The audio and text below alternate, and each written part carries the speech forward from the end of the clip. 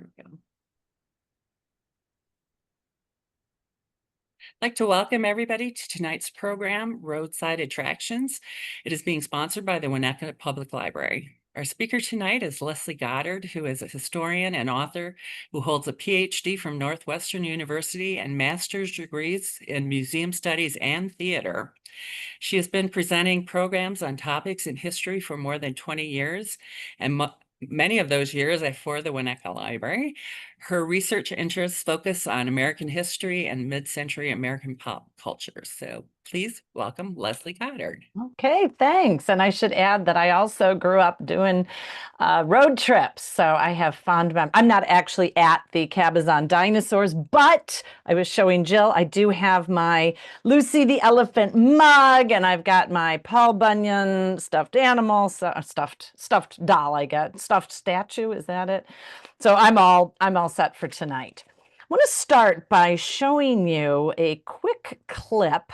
If anyone is familiar, and I'm guessing some of you will be, with a movie called National Lampoon's Vacation, there is a funny moment. This is not a great clip, but it's the best that I could locate. It's a funny moment early on where they're loading up the car, and we get this interaction between Chevy Chase and the rest of the family. See if we can go with it.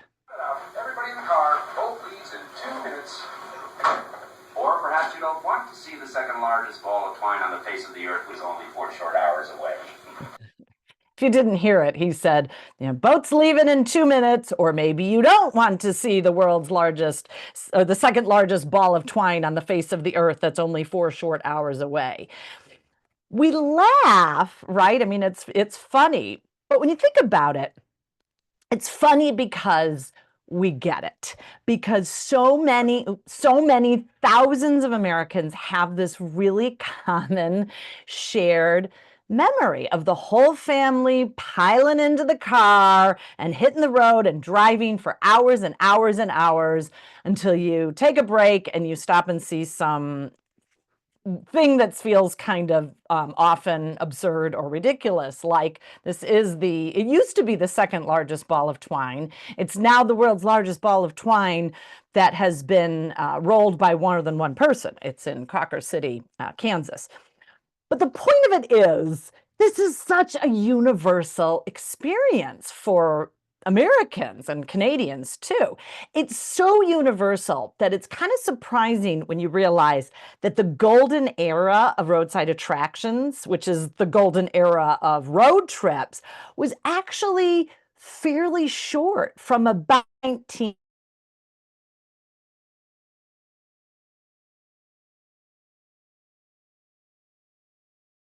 I want to start with today.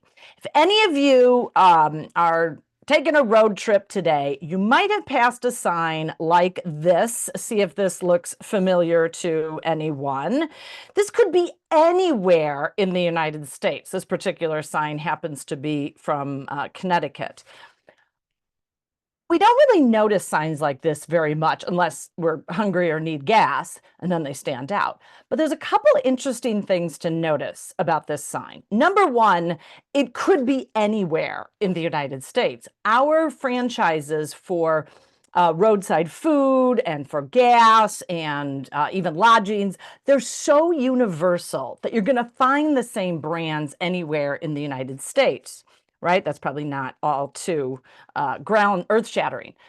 But here's the second thing to notice. There's very little information on this sign about exactly what products or services are being sold. Most of the time, we just have a logo, but we don't really need details because advertising and past experience has filled in all of the details. We know what McDonald's sells. We know what Mobil is offering us.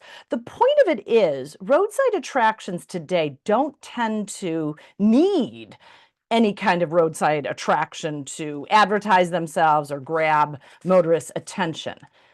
But things were really, really different when automobiles were young and people were first taken to the road for leisure travel. And that was really in the teens and the 20s. There were no chains or franchises at the time that automobiles came within access of middle-class Americans. And because there were no franchises or chains, entrepreneurs very quickly discovered they had to do three things. And these three things sort of become very quintessential for the roadside attraction. Number one, they had to be convenient to a road or a street highway. Roadside attractions are roadside phenomenons, meaning they exist close to a road, but also meaning they draw your attention away from wherever you're heading on that road. For example, this is a gas station that opened in 1922 in Washington, and it's shaped like a teapot. It was actually referencing the recent Teapot Dome scandal that hit the administration of the Hardings. And actually, it is still there. Here's another one. This is the SS Grandview Point Hotel. This is a hotel and restaurant. It's located near Bedford, Pennsylvania. That is right on the Lincoln Highway. The Lincoln Highway actually goes through the Chicago area. The Lincoln Highway links New York to San Francisco. This particular hotel is shaped like a ship. You might know there are no large oceans near Bedford, Pennsylvania. It's actually a beautiful kind of mountainous valley area. And when the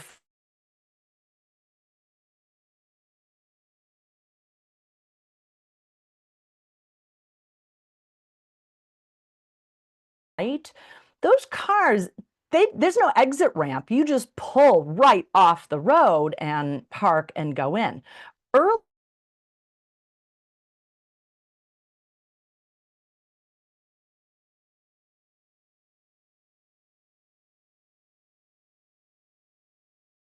side attraction is it's convenient, it's roadside. Number two, it has to attract the motorist's eye very quickly. I'm going to show you a postcard image. See if you can guess what this club is selling. Even if you don't see the sign that says Barrel Club, do you see that giant barrel over towards the right?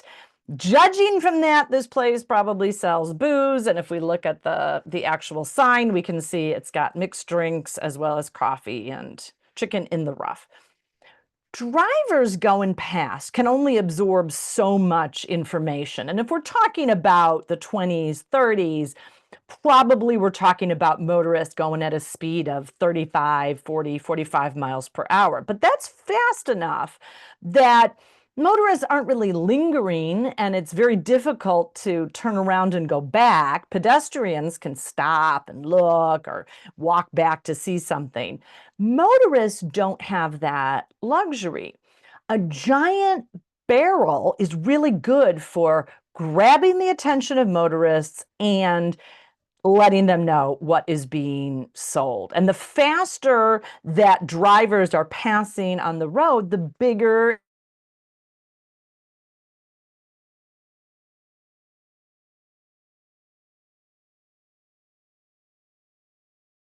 buildings that are shaped like objects. All right, number three is there is usually a promise of personal reward or pleasure. There's some kind of reward. Now, usually it's a quick reward. Let me give you an example. Anyone ever been to Mitchell, South Dakota? Mitchell is the home of the Corn Palace. The first one opened 1892. The existing building dates to about 1921. You might be able to guess that what Mitchell is known for just by looking at this kind of one-of-a-kind building. Every year, locals decorate the exterior of this kind of turreted, it's like a Russian-style building, with murals using thousands of bushels of South Dakota corn and grain and seeds, like 13 different colors, all these murals done with natural materials. Here's how it looks in 2024. Now, inside the Corn Palace, it's a sports arena and it's a civic center. So most tourists going by are doing a quick stop to see the building and kind of gawk at these incredible murals. The reward is seeing these fun, quirky murals. This is very typical of a great roadside attraction. It's part of the tourist experience, but it's usually not the primary destination. It's a quick stop on the road offering you some kind of reward. And in this case, it's sort of the sheer weirdness of it. Let's dig into this a little bit deeper. Very often, what is rewarding about roadside attractions is that they're large, they're big in scale, like that giant barrel. The idea of visiting a site that evokes awe and wonder, often because of how big it is, goes back centuries in North American history. It's very deeply seated in the American imagination. In fact, if you read or if you remember F. Scott Fitzgerald's novel, The Great Gatsby, there's this great section where Nick, the character Nick, is talking about old Dutch sailors seeing Niagara Falls for the first time. And he writes, "For a transitory, enchanted moment, man must have held his breath in the presence of this continent, face to face with something commensurate to his capacity for wonder." And a lot of these natural wonders still do really take your breath away. And I'm not just talking about Niagara Falls in terms of a breathtaking natural wonder. Think about encountering Mammoth Cave, the world's longest known cave system, or the General Sherman tree in California, which is the largest living tree in the world. Imagine how mind-boggling it must have been for early travelers to see a tree of that magnitude. Not to mention, of course, the Grand Canyon. These incredible natural wonders still kind of blow your mind at how out of scale they are with the things that are around them. There's a wonderful art historian, Carol Ann Marling, and she makes the point that there's something fundamental in American mythology about just how enormous this country is, the kind of overabundance, the incredible magnitude. A lot of American culture has been grappling with how things just work on a different scale here. And that's kind of where nature meets the hoax, right? It's not that far a leap from something natural that's so awe-inspiring our brains can't really process it, like the Grand Canyon, to, say, a doctored up postcard. This is one showing a fisherman catching this fish that's so enormous, it's twice as his canoe there. These were called tall tale postcards. These were hugely popular in the early 20th century. Obviously, this is not a real photograph. This is sort of a collage, early kind of American Photoshop. Playing on the fun of something mind-bogglingly big. Or you might have a railroad car with this ridiculously large potato in it, or onions, or celery. The implied message of these tall tale postcards is just the inconceivable fruitfulness of a certain place. Tall tale postcards are playing on the fun of encountering something really bizarre and strange. And it's not that big a leap from a tall tale postcard to a building, like, for example, Lucy the Elephant. Lucy the Elephant is a building. She was put up in Margate City, New Jersey in 1881. That is, in fact, a building. And if you can compare it to the house that's over towards the left, you can see how ridiculously large this was. The guy who built this was a real estate developer in the area south of Atlantic City, and he wanted to attract potential buyers. So he put up this building shaped like an elephant, a 6-story tall, 60-foot long, awe-inspiring building. You really can go in, you can look out, the eyeballs are windows, you can go up into the howdah, that little canopied platform at the top, and you can see the scenery out in the distance. And if you're curious how they get in the back, and here's the rear view of Lucy, obviously.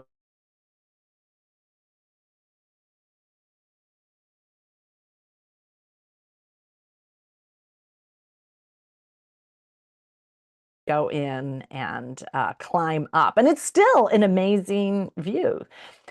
What Lucy shares with all roadside attractions is that a lot of her appeal is just how strange she is. Seeing a giant elephant in the middle of a community really does feel a bit bizarre. It grabs your attention.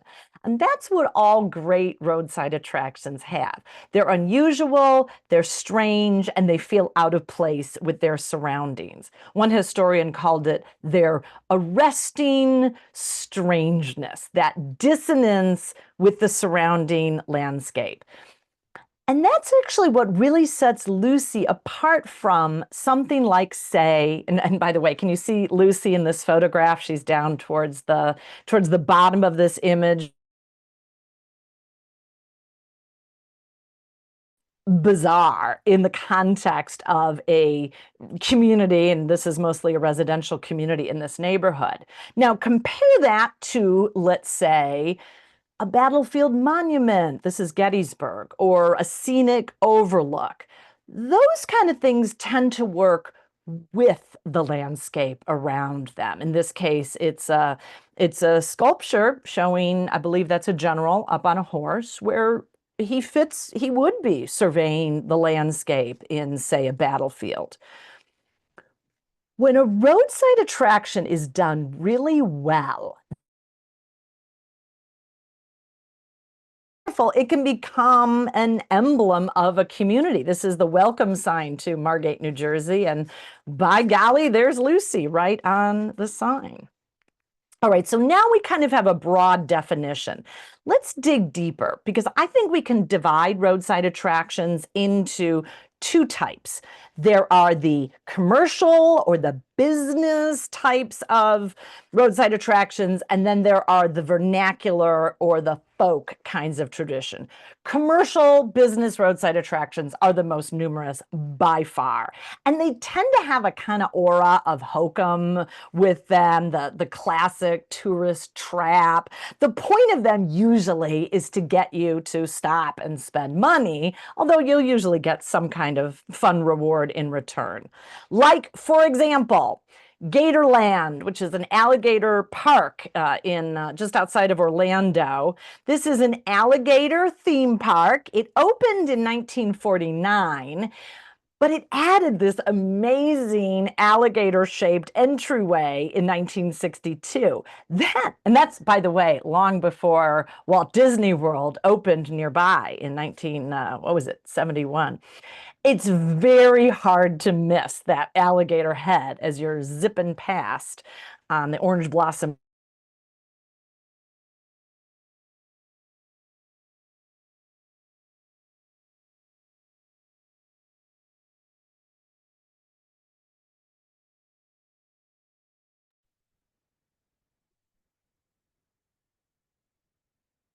Sometimes referred to as the world's largest donut. Whether that's true or not, usually world's largest things are not verified by anyone.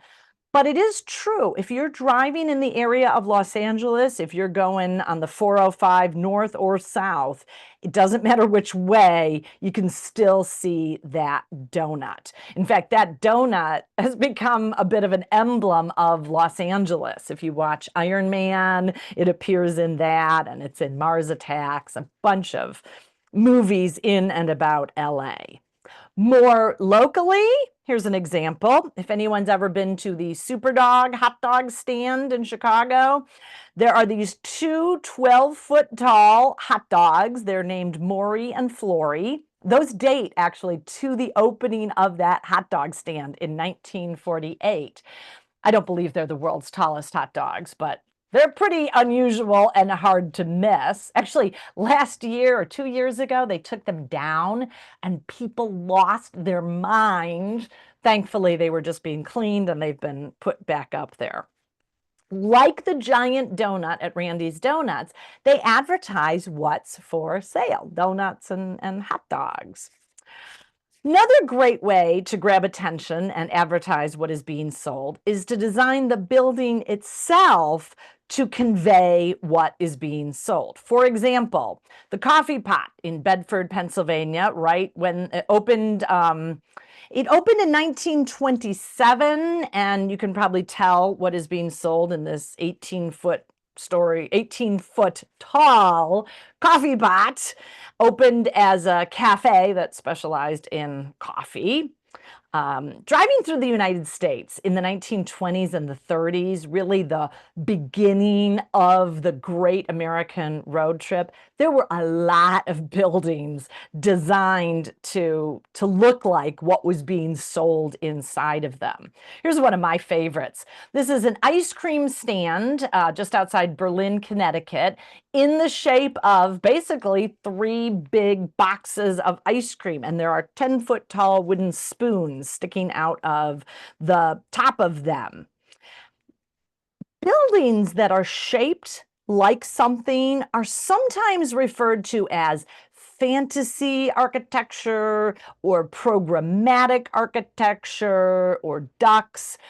The term that is most often used is mimetic architecture, mimetic being from mimic. It's basically a building that mimics something. I actually love the term duck, though, because the term duck came about thanks to the Big Duck in Flanders, New York, built in 1931. This giant duck building was put up by a poultry farmer, and he was hoping to grab the attention of and help sell the ducks, the poultry, I think he had chickens and Cornish hens that he wanted to sell to passing motorists. And there was a writer in the 60s who kind of compared this duck building with actual beautiful ducks in a pond. And his point was, isn't this building just awful? But a lot of people who loved this building said, wait a minute, we love this kind of whimsical architecture. So that inspired the term duck to describe a building. Basically, today it's used for a building that resembles a familiar object or animal, regardless of whether it has anything to do with what it actually sells. Which is not to say that most of them didn't convey what they sell. Like, for example, a root beer stand in the shape of a giant root beer barrel. Some of the early A&W root beer stands were shaped like barrels. Or a lemonade stand shaped like a giant lemon.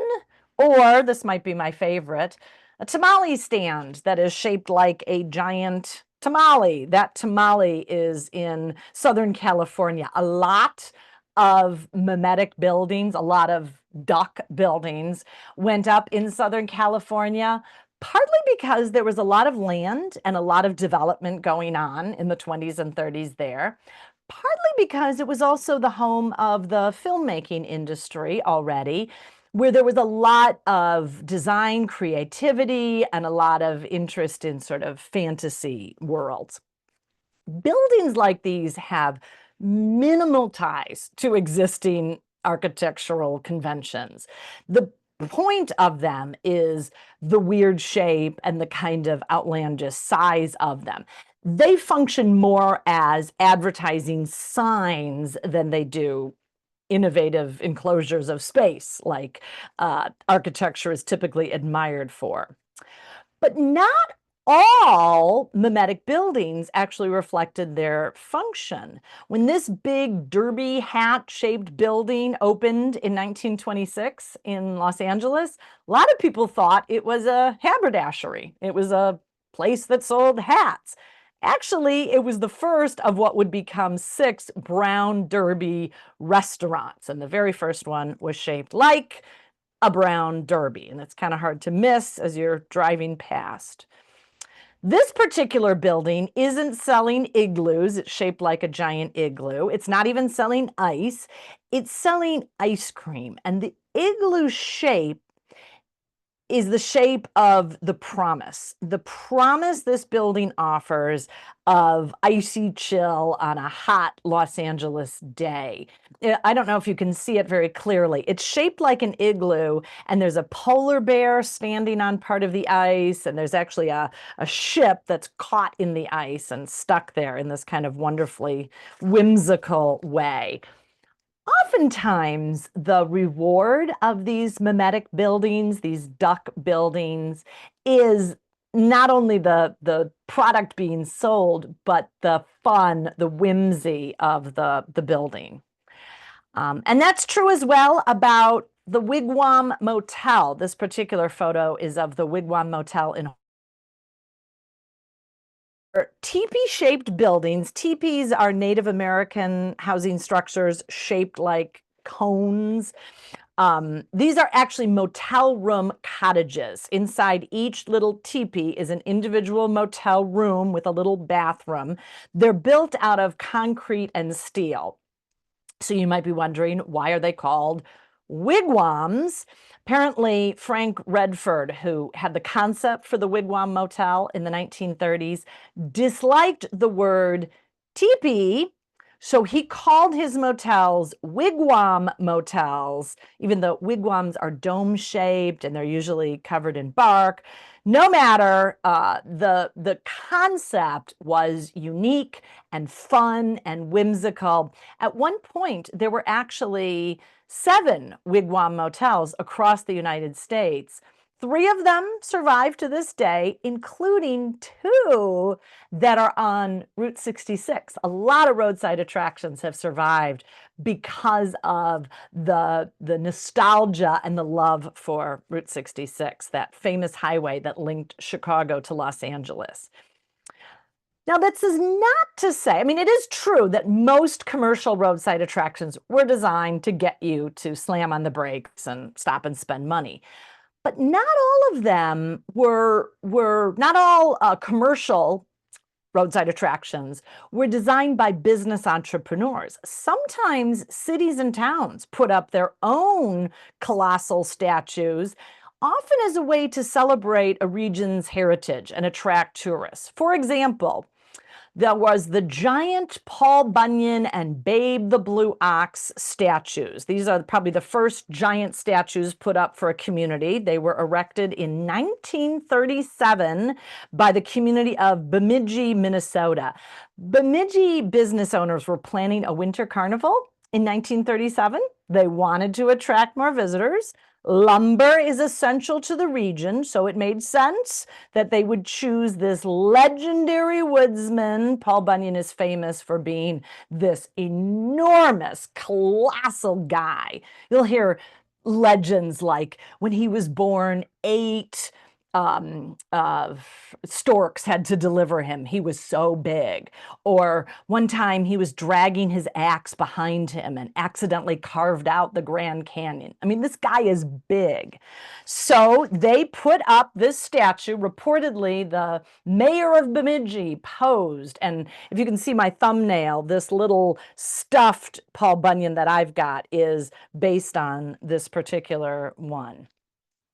The festival is long gone, but the Paul Bunyan and Babe the Blue Ox statues are still there, and they're right next to the Bemidji Tourist Information Center.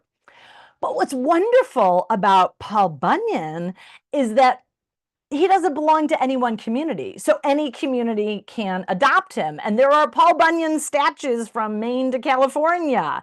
He might be the perfect roadside attraction. There's no pre-existing conception of what he looks like, other than he's really, really big and he has an ox that is blue. He's enormous, so he's gonna grab attention no matter where you put him, and he kind of fits the bill.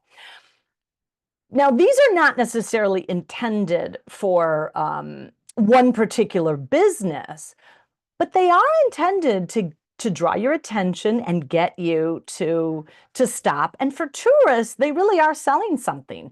They're selling a break in the endless monotony of driving for hours and hours and hours to get where you're going. And when you think about it, tourists are primed for wanting to see the unusual in the strange. By the very nature of taking a trip, you're stepping outside your everyday life. You're putting yourself into something uncommon, if only that you don't usually do long road trips. So tourists are kind of ready to see something strange and unusual, which helps explain why giant roadside attractions are so popular for communities. And often they're not that difficult to put up. Water towers lend themselves to giant statues. This is the world's largest ketchup bottle, originally put up near a ketchup bottling plant near St. Louis. That bottling plant left, but the water tower that they had decorated like a ketchup bottle is still there, and it's been restored, and now it's a tourist attraction. There are water towers dressed up like an ear of corn. There's at least 2 of them shaped like giant peaches and a giant strawberry, things like that. Now, the value of these water towers is that a water tower is already giant, enormous. And for roadside attractions to really, really work, they have to be really, really big. The publicity value of a roadside attraction is in direct proportion to just how weird, in this case, ridiculously large, it is. They are advertisements, yes, but the way they grab your attention and get you to pay attention is by being huge in size. And in this case, communities are celebrating what makes them famous. Same thing with the world's largest chest of drawers in High Point, North Carolina. This went up in 1926 to celebrate that it is the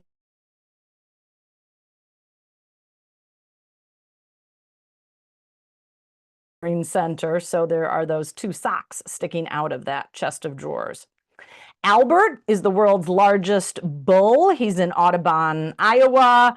He honors the region's cattle raising industry. He actually was first put up for Operation T-Bone, an annual beef promotion. This guy, by the way, he's made out, like a lot of early giant statues, he is made out of concrete. He weighs 45 tons. So probably not likely someone's going to try and steal Albert. The biggest fish in the world is this 143-foot long fiberglass muskie. I don't know if you can see, but towards the bottom, towards the belly of this muskie, there are some stairs. There's a door there, so you can go inside and you can climb up and you can walk out onto an observation platform that's in the muskie's mouth. I don't know if you can see, but there's someone standing on that observation deck. This is actually at the Freshwater Fishing Hall of Fame in Hayward, Wisconsin. So he's working to promote freshwater fishing. It's essentially a 3-dimensional version of a tall tale postcard. These giant statues really are selling something. What they're selling is a community's identity or the community's source of pride, even if it is, I don't know if you can see in the upper right-hand corner, the world's largest killer bee. But the point of it is, these giant sculptures, they both shape and assert local identity. And of course, they get tourists to stop and hopefully spend money, right, at local businesses. But they also generated so much enthusiasm. There was a craze for giant sculptures like this especially in the 20s through the 40s. And as with a lot of enormous crazes and fads, you'd kind of expect the enthusiasm to start to wane after a few decades and eventually die off. I mean, if you think about it, building a giant gas station shaped like a shell, this was a Shell service station in Winston-Salem, North Carolina, 1930, they were expensive and time-consuming to build. To make a building like this, you'd have to do a frame, usually originally wooden, later on steel, oftentimes cover it with wire, and then slather concrete on the top. Now, these were wildly popular, yes, but like all crazes, you'd expect their lifespan to be short-lived. At least after a couple decades, the fad would die off. But it didn't. The trend for giant roadside attractions, and especially giant statues, actually accelerated at mid-century. Like it got more popular in the 50s and the 60s. And the reason for that was one big innovation called fiberglass. Do you remember the giant fiberglass big boys? This is a good example. The Big Boy restaurant chain, they started putting giant statues of the Big Boy mascot at the restaurants. Actually, when the chain started, and it started in California in 1949, the Big Boy himself was redesigned in 1955 when the company switched from concrete to fiberglass statues. And the earliest Big Boys were huge.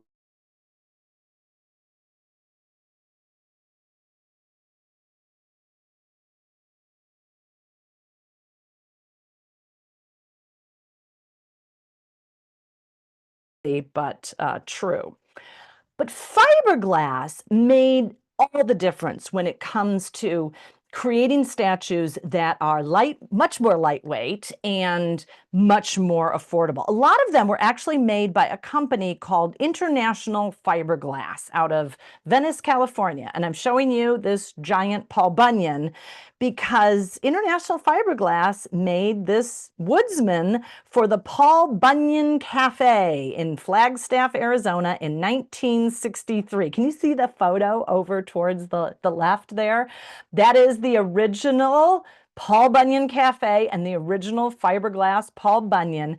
That cafe was later sold and they changed the name. But thankfully, they did not destroy the Paul Bunyan. They actually donated him to Northern Arizona University, whose mascot is the lumberjack. So that actual original Paul Bunyan is still there. You can still see him if you go to Northern Arizona.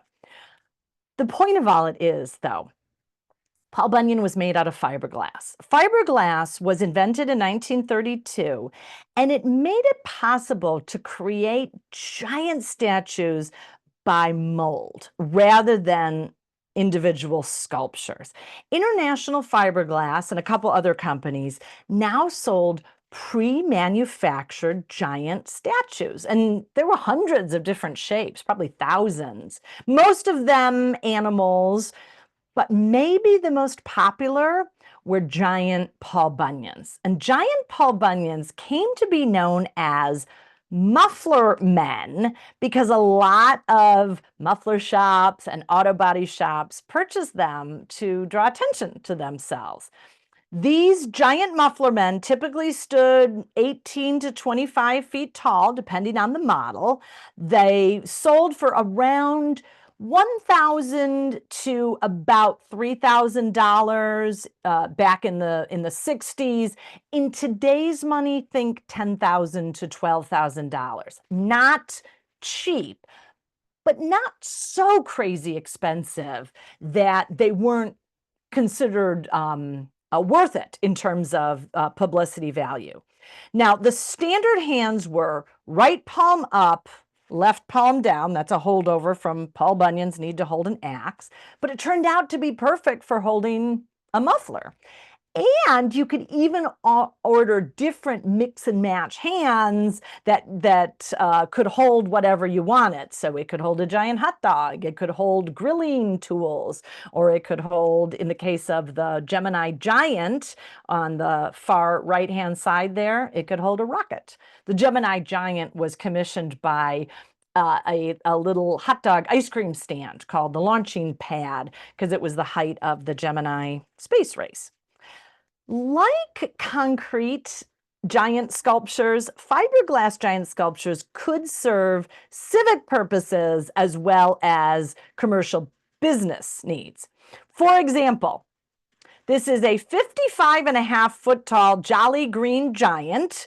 This is in Blue Earth, Minnesota, went up in 1979. Now, you might think that this was put up by the Green Giant vegetable canning company. You would be wrong. There was a nearby Green Giant canning company, but this was actually commissioned by a local radio broadcaster. He would interview people coming to Blue Earth, and they would say, "Where can I go to meet the Jolly Green Giant?"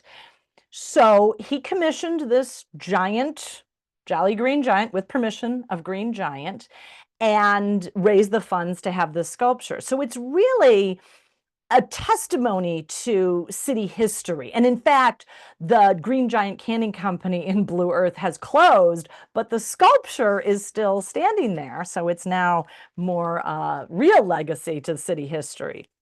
Fun trivia for you. His backside had to be invented because there is no image of his back on any Green Giant advertising. But seeing him from the rear shows you there's a staircase that you can climb, so you can sort of stand right at his feet and have a snapshot taken of yourself with him. Whether these giant statues or, excuse me, duck buildings, whether they're a corporate symbol like Randy's Donut or a civic symbol like Albert the Bull, colossuses, commercial roadside attractions pretty much work the same. They get you to look, to pay attention, and hopefully remember. All right, let's go on to the second subset, which is roadside attractions that are vernacular or folk art. These mostly come from personal innovations. Here's a cute one. This is the Coral Castle just outside Miami, Florida. This is a monumental coral sculpture garden. It was sculpted in secret from 1,100 tons of coral stone. It was a Latvian immigrant, Edward Leeds Scollin. He worked for, get this, 28 years sculpting chairs and tables and a giant moon and different planets out of coral stone by himself. And nobody knows to this day how he did it. It's amazing architecturally and engineering-wise. Here's another one. This is the Paper House in Rockport, Massachusetts. This was made by a Swedish man, Ellis Stenman. He built a house made from 100,000 newspapers. Everything in that house is paper, other than the frame. The frame is wood, but everything else is paper. The walls, the curtains, the furniture, there's a working clock, there are lamps, all of it made from highly varnished newspapers, because why not? Sort of a tribute to recycling, or a tribute to don't let somebody who's an engineer go wild with his imagination, right? And modern ones, if you go to Alliance, Nebraska, you can see this quirky homage to Stonehenge in England. Stonehenge is that sort of prehistoric giant stone sculpture. This one is made from vintage American automobiles. This was actually made by an artist, a guy named Jim Reindeers, built it to the precise proportions of the original Stonehenge using cars he spray painted gray. Again, is this a thought-provoking commentary on American culture, or is it just an homage to a guy with a bunch of old cars and too much time, right? In a lot of cases, vernacular roadside attractions come out of an individual hobby or an individual obsession. This is the world's largest ball of twine wound by one man. And the man is the guy you see in this photograph, that is Francis Johnson.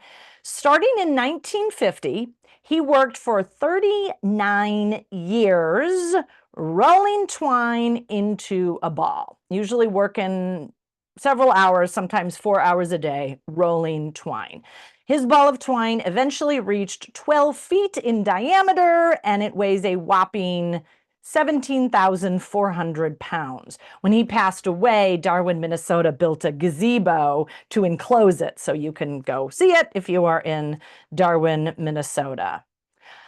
Similarly, you've got the Mustard Museum in Middleton, Wisconsin. This is a kitschy museum with about 3,500 mustards on display. But it also has a tasting bar and it sells lots and lots of mustards.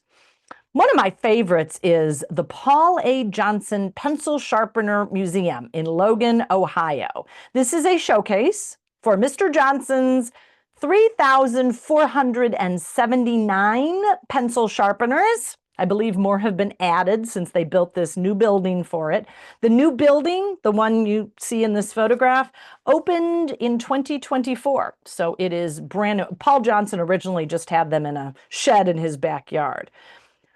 One thing that I adore about vernacular roadside attractions like this is that they just exemplify quirky, individual passions. Never underestimate Americans' ability to dream up weird and wacky showcases or strange collections. Here's a really fun example. These are the Weeki-Wachee mermaids in Weeki-Wachee, Florida. This is just north of Tampa. It opened in 1946 as a live show featuring young women dressed up as mermaids who perform at the base of a spring. A spring is like a lake, but the water is emerging from underground. So the water is exceptionally clear, amazingly clear. So he discovered, and this guy had been a Navy frogman during World War II, he discovered that if he ran air hoses to the base of this spring, women could swim and do water ballet down there and stay underwater a long time by breathing the air. I don't know if you can see, but this mermaid, next to her left hand, there are a lot of bubbles coming out. That's from an air hose that she's holding that she can sip on to get air. So these women, to this day, they do water ballet in the spring outside. The women dancing are outside in the water. The audience is indoors in a sunken theater, so they can look through windows right into the spring and watch them. And not only do these women dance, they sometimes will open up a bottle of soda and drink, because, you know, you're hanging out at the bottom of the spring, you might get thirsty. Sometimes they'll peel and eat bananas, things like that. But the granddaddy of the American entrepreneurial roadside attraction has got to be Wall Drugstore in Wall, South Dakota. Few places are as central to the psyche of American road tripping as Wall Drug. In fact, I've got a sticker here that says, "Where in the world is Wall Drugstore?" I've seen those bumper stickers all over the US. Wall Drugstore started out as a small mom and pop drugstore way out in the middle of nowhere, South Dakota. A druggist by the name of Ted Hudson acquired it in 1931. Sales were mediocre because it's a tiny little town. But then one day his wife Dorothy was taking a nap at their house, and their house was right near the highway. And she was listening to cars speeding past and suddenly thought, you know, folks get thirsty driving on dry roads on a hot day, so why not advertise free ice water at Wall Drugstore? And it worked. They put up billboards. By 1935, this isolated little drugstore had become a hugely popular tourist stop. And from there, it just grew and grew and grew. Today, if anyone's been there, it is huge. I can't take a photo of it because it's like 76,000 square feet. It's a complex. It's got a souvenir store, a pottery store, a shoe store, a food shop, a chapel. There are singing animatronic cowboys. There's a replica of Mount Rushmore. There is a T-Rex statue that will roar at you. It does still have ice water, which is free. Wall Drug just kind of embodies this great American entrepreneurial spirit. And the way they advertise to this day is with hand-painted billboards. They're plastered along about a 500-mile stretch of I-90 going from Minnesota all the way to Montana. And a lot of them, and you can see them over on the right on this slide, a lot of them count down the miles. 201 miles to Wall Drugs, 150 miles to Wall Drug Store. You know, you are here in Wall, home of Wall Drug Store. Officially, there are about 300 paid Wall Drug Store billboard signs, but a lot of fans have made their own homemade Wall Drug stores. Like the one on the left here is from some crew members on a submarine in 1986. It says Wall Drug, 400 feet up and 5,604 miles. The other picture, the one on the right, is a guy at Antarctica, and it says 11,568 miles to Wall Drug Store. Kind of tributes to how beloved this place is.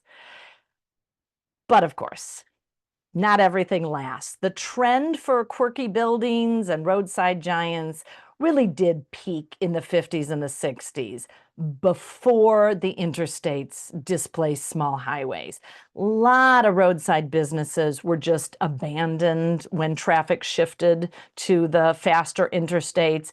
Interstates were unquestionably safer and faster. But interstates, by definition, have controlled access. You've got the exit and entrance ramps, and that kind of discourages stopping to a certain extent.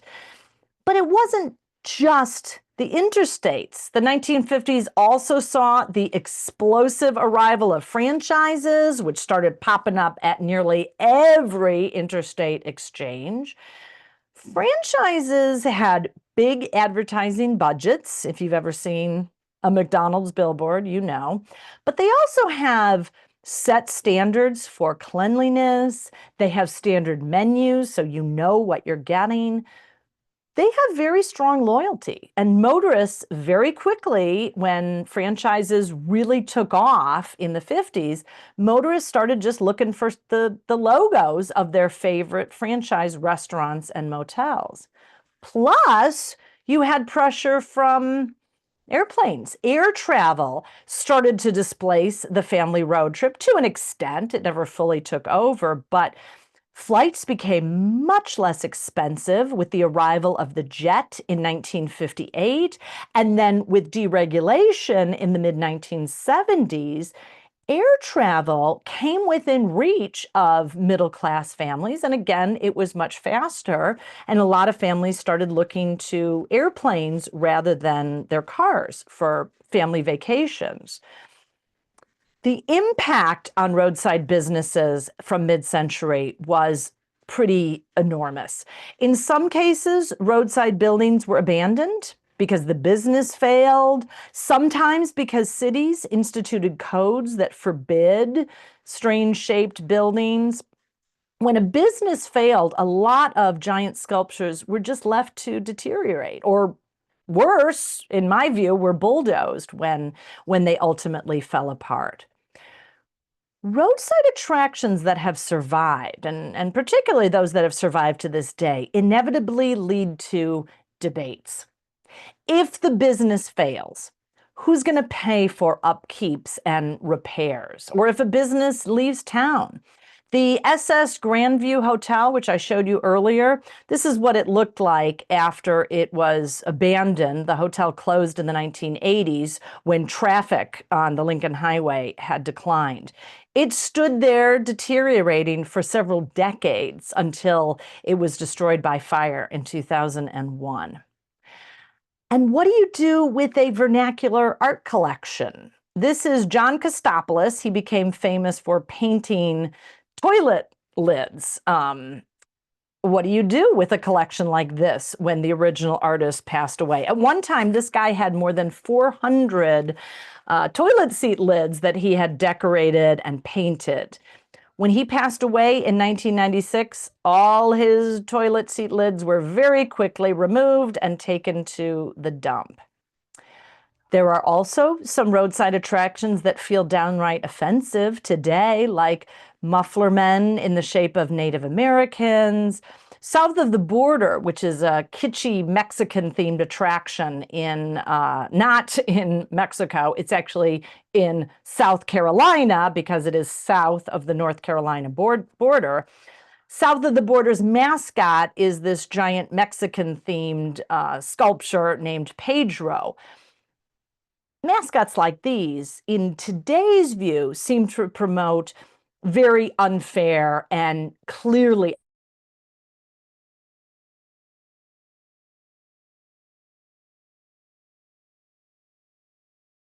shaped like a black woman. The skirt is built out of bricks.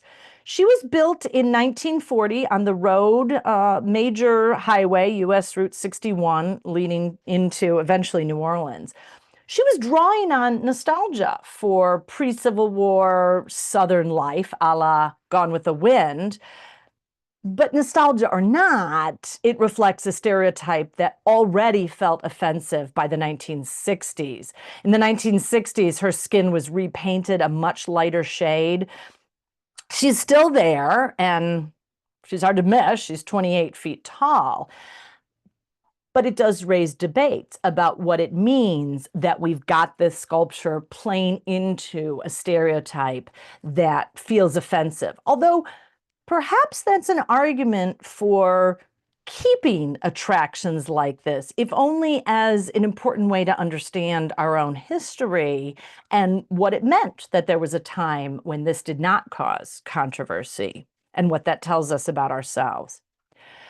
But maybe the biggest challenge for roadside attractions over the years has come from people who think they're just roadside clutter. Anyone remember the Berwyn spindle in Berwyn? This was in a shopping center. It went up in 1989. This is, if you never saw it, it is a 50-foot tall spike with 8 cars impaled on it in the parking lot of this shopping plaza.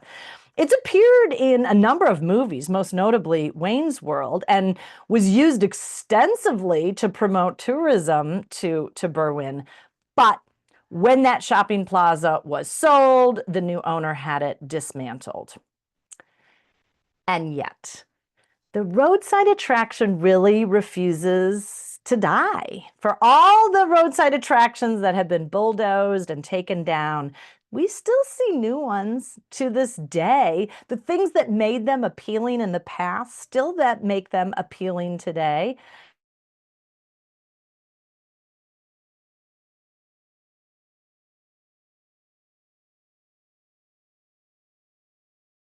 Here's the world's largest pistachio. This was put up at a pistachio stand in a pistachio. I shouldn't say it's not a stand. It's a business.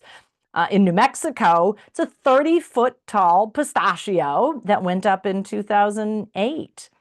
Here's an even more recent example. The world's first guitar-shaped hotel opened in 2021 at the Seminole Hard Rock Hotel and Casino in Hollywood, Florida. Whether you love things like this or you hate them, oddball buildings and giant statues are certainly different from the kind of cookie-cutter, plastic, franchised world that we see so often around us today. And they still work for civic purposes too. The city of Metropolis, Illinois, discovered it was the only community in the United States named Metropolis. So they declared themselves the hometown of Superman and put up a giant Superman statue. Actually, the first one was not tall enough, so they took the first one down. The one that you see here is the one that's there today. That thing is 15 feet tall. You can see the 2-story building right behind him. And some communities in recent years have really been scrambling to save significant roadside attractions, especially if they represent their town. The Longaberger Basket Company built this structure as its headquarters in 1997. It's a building designed to look like one of the Longaberger baskets, but the company closed in 2018. Plans to turn that building into a hotel fell through. So at this point, last time I checked, there was still a lot of uncertainty about what would happen to that building. But maybe my favorite modern example is the town of Casey, Illinois, which is known for its big things in a small town. There was a Casey businessman, Jim. He put up the world's largest wind chime in 2011. You can see it over there on the left. It's an actual wind chime. Since then, they've added the world's largest rocking chair. The local golf course has the world's largest golf tee. It has the world's largest pencil, the world's largest mailbox. Can you see on the left there? There's actually people standing inside that mailbox. You can actually mail a letter from it. There's a bird cage that you can actually have your kids go inside and swing inside of it. And it's worked. Casey, Illinois has about 2,400 residents, but on nice summer weekends, the population triples.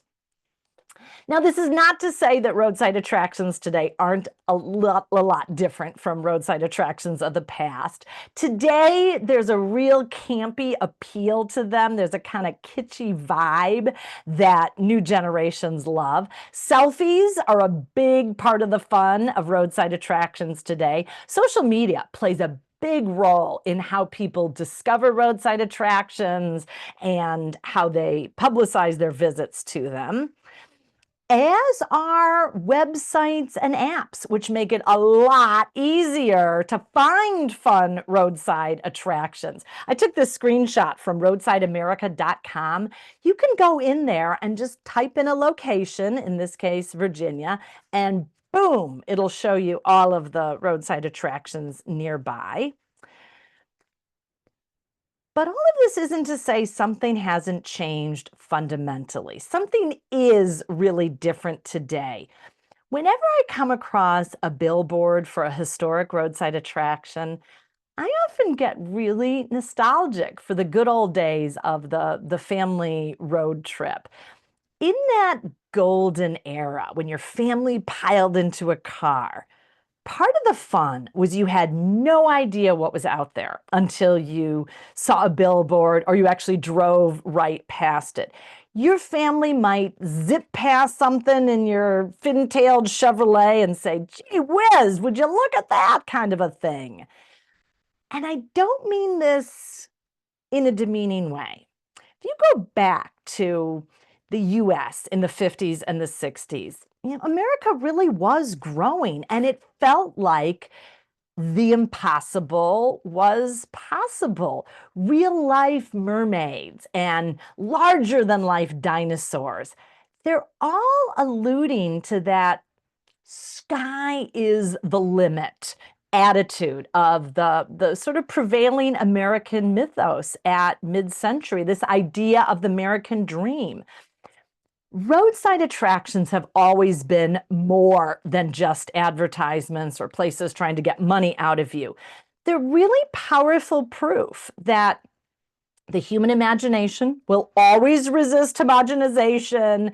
Innovative, unexpected art is not just found in museums or galleries. There is humor and creativity and entrepreneurship everywhere around us. So let me finish up by giving you my list of my favorite, my top 10 still existing roadside attractions. If anyone wants to take a quick screenshot, this is my list. I think if you're looking for a great weekend away, take it a drive down to Casey, Illinois. I mean, it's a few hours drive, but it's a fun thing to go to just for a weekend. If you're going to the East Coast, visiting Lucy the elephant is fantastic. If you're going to Florida, you gotta go see the Weeki Wachee mermaids. And of course, if you would like to see the world's largest ball of twine or the second largest ball of twine, you're probably going to have to drive more than 4 hours, but you certainly can join Chevy Chase and do that. And my last slide, these are my sources and my recommended reading. If you're looking for, say, a guidebook, if you want to go somewhere, my recommendation is go to Roadside America, roadsideamerica.com. That is my all-time favorite place to go to. If I'm traveling, I just, and they've actually got an app too. I bring that along and check out fun things to go to. Carol Ann Marling's book, Colossus of Rhodes, was written in 1984. I still think it's one of the all-time great analyses of why we love giant roadside attractions so much. So, all right, let me stop talking and go. I apologize that the sound in the picture keeps freezing. I checked my internet and That it was was me, yeah. was it you? It might have been me as well. I apologize. I checked my connection and I don't know why it happened. So I really apologize. Couple of fun comments. And if you have questions, please put them into the chat or Q&A. Someone mentions Buc-ee's, the new wall drug. Boy, that is an excellent example, because really a lot of times, if you've never driven them, they're these giant. I mean, they're travel centers, right? They're places where you stop, but they're also shops full of quirky things, and they're part of kind of American road mythology. So very true. The Big Peach fruit stand is alive and well near Vincennes, Indiana. I didn't know that. Thank you, Mark. Vincennes is a great place to do it. Is the wigwam still in business? The one in Horse Cave, Kentucky still is. Yes, there are 3 wigwam motels still in business. There's the one in Kentucky, and then there's the one in Holbrook, Arizona, and there's another one in California. Where is it? San Bernardino. It's the one in California and the one in Arizona are both on Route 66. So very much true. In fact, I've got my Route 66 earrings on. In a lot of cases, roadside attractions on Route 66 have been unusually well preserved because Route 66 has become sort of a tourist destination, if you can call it that. And why not? In and of its own self. So there's incentives both in terms of financial support and technical support to preserve things on Route 66. Kay says, lots of fun things to see. The Gemini Giant has been restored and is now on display in Wilmington. Yes, and you know, I thought that the launching pad, it did close for a while, but I've been told that the launching pad has reopened. The launching pad is that ice cream hot dog stand in Wilmington that the Gemini Giant is standing outside of it. The Gemini Giant went up during the Gemini space mission, and they were tapping into interest in space. So they commissioned a muffler man holding a rocket, and they had kids in town enter a contest for what to name him. And the winning entry was Gemini Giant. So the whole thing still has that space theme because that's when it first was. Someone says, Norman Diane, I was reminded of the hilarious song by Weird Al Yankovic, The Biggest Ball of Twine in Minnesota. It's on YouTube. Yes, that's a great recommendation. There's also a great movie called Michael, where John Travolta plays an angel who's obsessed with visiting like the world's largest frying pan. So there you go. Don't leave really good sunglasses in the Macon's Buckeyes by car. Went back in 15 minutes and they were gone. Oh, that's the worst. That's the worst example. Carol asks, where is Casey, Illinois? Casey, Illinois is in downstate Illinois. See if I can give you a good example. It's spelled Casey. Easy, but spelled Casey, like Casey in the Bat. It is about 3.5 hours south of the Chicago area. So think down near, if you know where Charleston is, it's south of Charleston, Illinois. It's probably, it's near Terre Haute, Indiana, if you know where that is. What about the motel in Hammer, South Carolina, south of the border? Yes, I didn't go into south of the border in a lot of detail, but it really is. It is in Hammer, South Carolina, and it originally was a bar, and they called it south of the border because they were south of the North Carolina border, and they were encouraging people to come and have a drink because that part of North Carolina was still dry. But it expanded and expanded and expanded. And it's a whole Mexican themed tourist destination. So they've got like a restaurant shaped like a sombrero, and they've added in rides. There's like I think there's a giant sombrero observation ride, like a round observation deck. And there's a motel, and there's miniature golf, and it all has this Mexican theme. I've got a bag here from south of the border. Oops. Hello. You can kind of see the mascot Pedro there, and the Motor Inn image there. It's really fun. It's very kitschy, and they advertise with billboards going up and down sort of the East Coast. If you're driving to Florida, you'll often see them.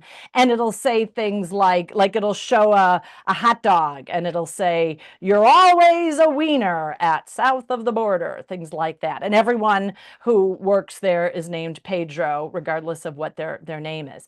It's a very good example of a traveler services that's used this unique theme and giant sculptures and kitschy billboards to draw attention.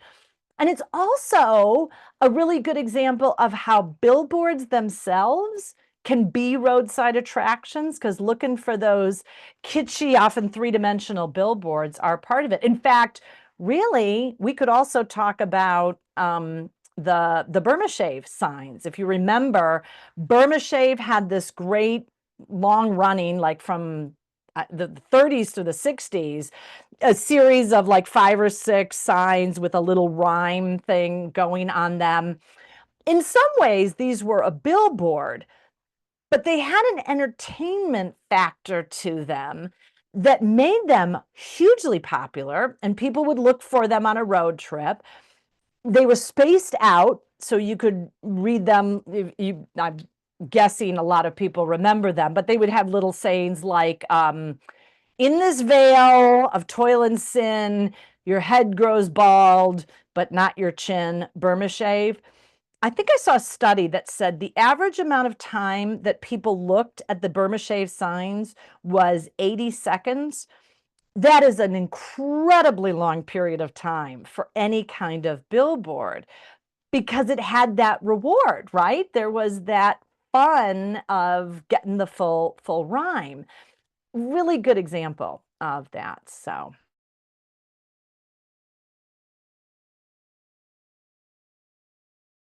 did had burros in pens. That was great. Those little a lot of roadside attractions had sort of petting zoos, things like that.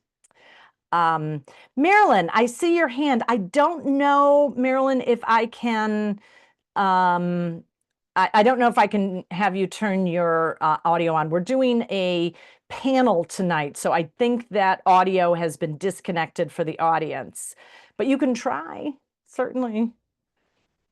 Yeah, I don't think I can. Yeah, I don't think we can do that. You can type it in to the chat. Yeah. When did the Magicist store close? Oh, Don, that's a great question. I don't know.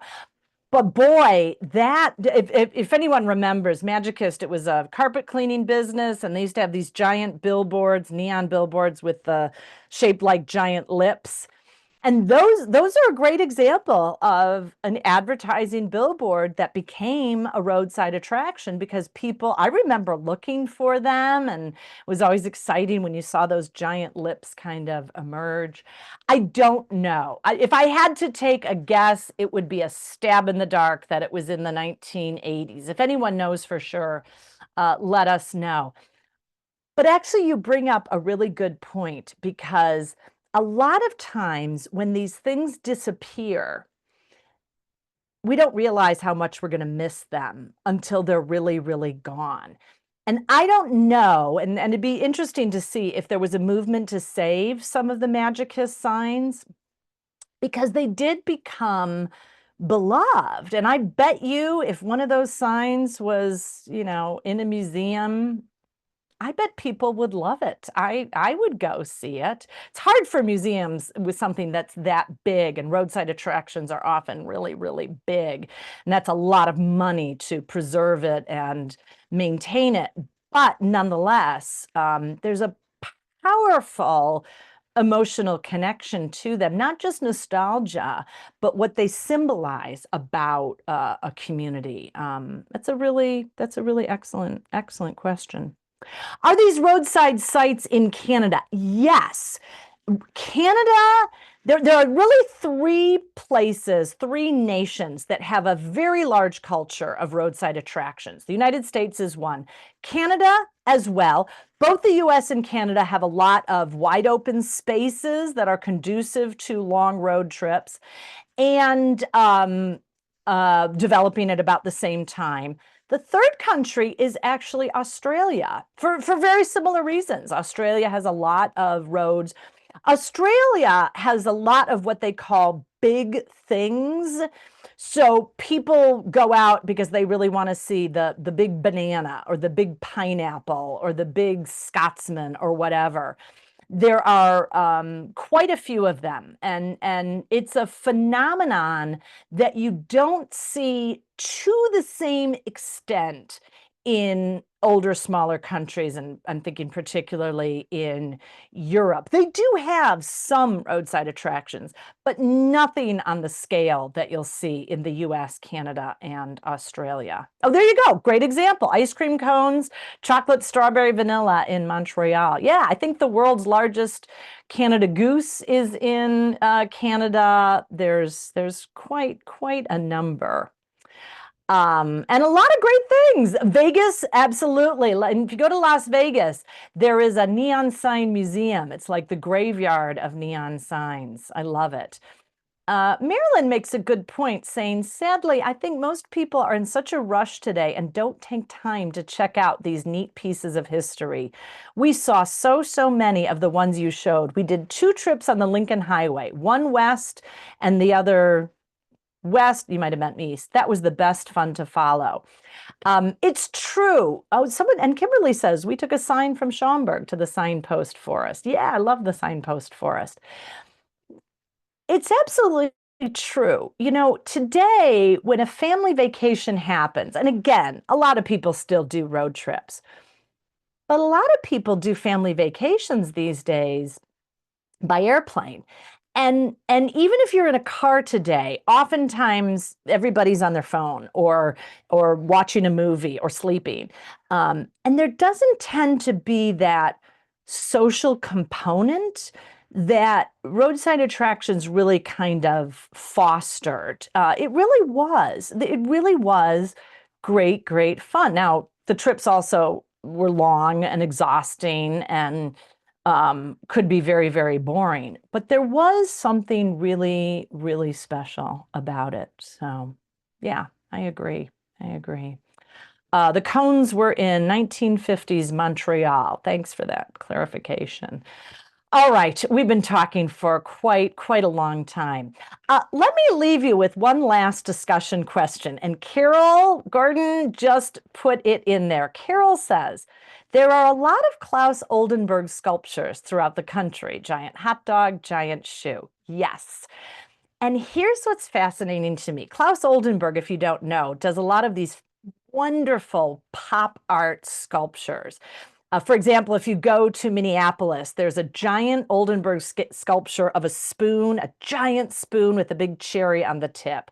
Or there's an art museum in, I think it's Kansas City, and he puts these giant, those badminton birdies. He's got like 2 of them on the lawn on one side of the museum and 2 on the other. Giant, like some giant has been playing badminton over the museum. Now, these are pieces of art, and Oldenburg and his wife, who I think did a lot of the work, these are recognized as works of art, pop art, but art.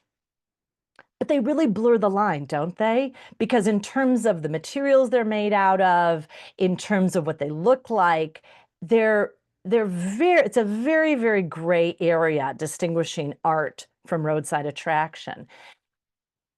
And that's a really interesting point of what makes something like this art and what makes it a roadside attraction. And does it matter? Is it just how it's framed? If it's at a museum, it's art. If it's on the roadside, it's a piece of roadside attraction.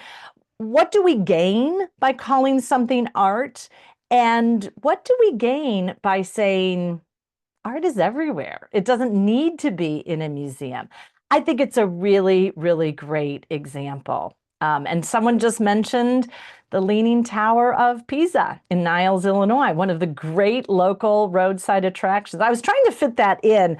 The Leaning Tower, it's a disguise for a water tower. It was put up by the owner of a company that was on that site. The company is long gone.